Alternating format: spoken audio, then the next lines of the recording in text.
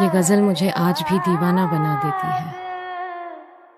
हमारी marriage anniversary पे संबित अक्सर यही गजल सुना करते थे।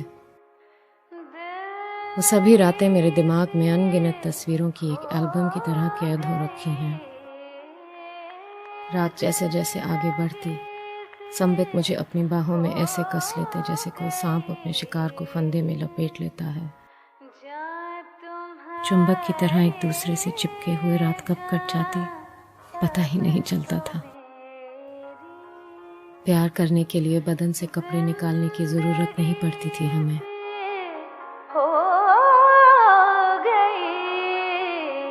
तुम मेरे हीरो थे संबित। तुमने मुझे मेरे साधारण रंग रूप के बावजूद प्यार किया। तुमने मुझे अनपढ़ और अनाथ होने के बावजूद सहारा दिया। तुमने मुझे ये जानने के बावजूद अपनाया कि 13 साल की उम्र में ही मेरे मामा ने मेरा बलात्कार कर मुझे प्रेग्नेंट कर दिया था।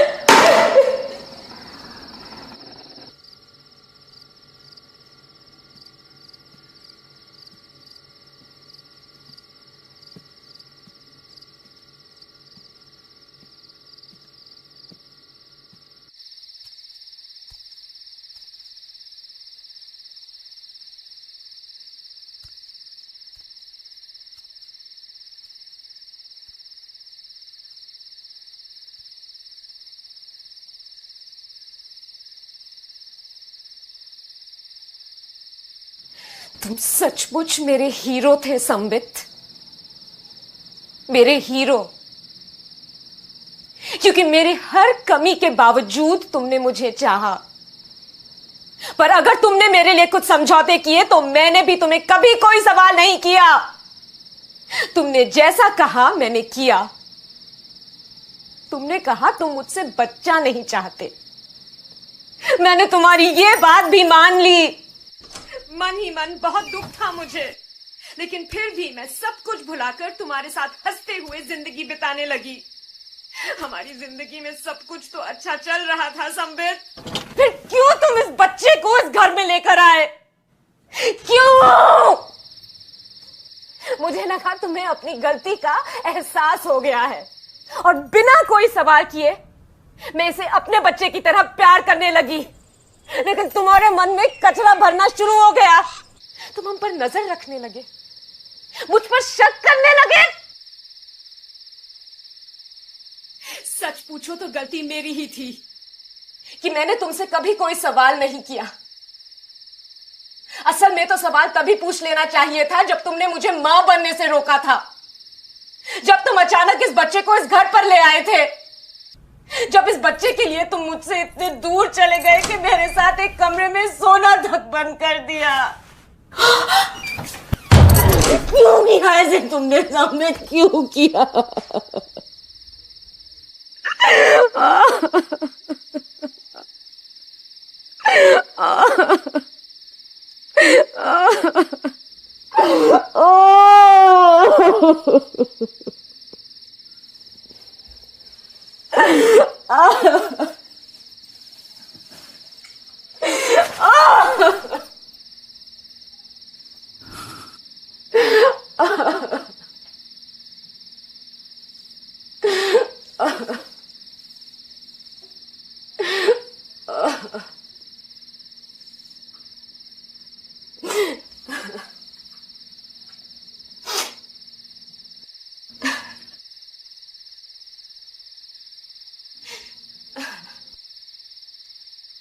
कविता, मैं मानता हूं कि हमारे इस बिगड़ते हुए रिश्ते के लिए सिर्फ मैं ही जिम्मेदार हूं,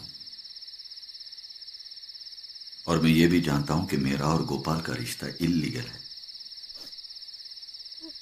लेकिन सारे इंसानी रिश्ते चुंबक की तरह तो नहीं होते ना, कि सिर्फ ऑपोजिट्स अट्रैक्ट हों। देखो, तुमने मुझसे वादा किया था, मेरी लाश देखने के बाद भी अगर तुम्हारे मन में मेरे लिए नफरत रही तो तुम मुझे इस रिश्ते से आजाद कर दोगी। अब इस रिश्ते को बचाने की और कोशिश मत करो कविता, क्योंकि अगर अब हम अलग नहीं हुए तो आज जो मर्डर हमने एक हाइपोथेटिकल एक्सपेरिमेंट के तौर पे किया है, कल को हम दोनों में से कोई इसे सच में कर देगा। हम तीनों की जिंदगी बचाने के लिए यह हाइपोथेटिकल एक्सपेरिमेंट हमारी आखिरी कोशिश थी। आश्क तेरे दर्द तेरे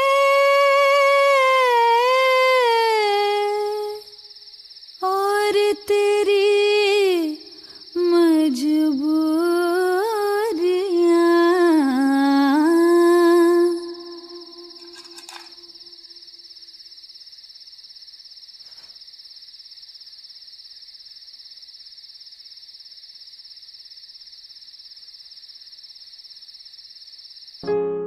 अब यही दौर